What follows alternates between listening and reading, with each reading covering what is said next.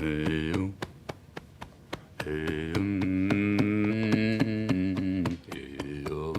ever choked? Nobody has ever choked? I have.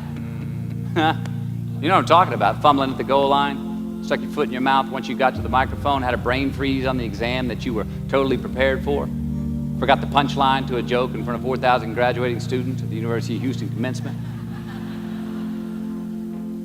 Or maybe you've had that feeling of, oh my God, life just cannot get any better than this moment. And ask yourself, do I deserve this? Now what happens when we get that feeling? We tense up. We have this sort of outer body experience where we are literally seeing ourselves in the third person. And we realize that the moment just got bigger than us. You ever felt that way? I have. And it's because we have created a fictitious ceiling, a roof to our expectations of ourselves, a limit where we think it's all too good to be true. But it's not. And it's not our right to say or believe it is. We shouldn't create these restrictions on ourselves. A blue ribbon, a statue, a score, a great idea, the love of our life, a euphoric bliss. Who are we to think that we don't deserve or haven't earned these gifts when we get them? It's not our right. But if we stay in process, all right, within ourselves, in the joy of the doing, we will never choke at the finish line. Why? Because we aren't thinking of the finish line.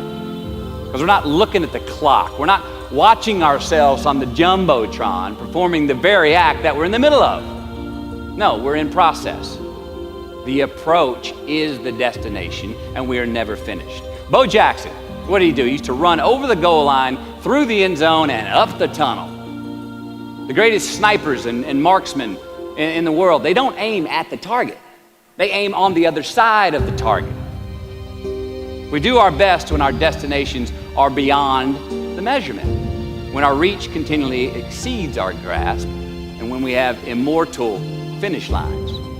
And when we do this, the race is never over. The journey has no port. The adventure never ends because we are always on the way. So do this, and let somebody else come up and tap you on the shoulder and say, hey, you scored. Let them run up and tap you on the shoulder and say, man, you won. Let them come tell you, you can go home now. Let them say, I love you too.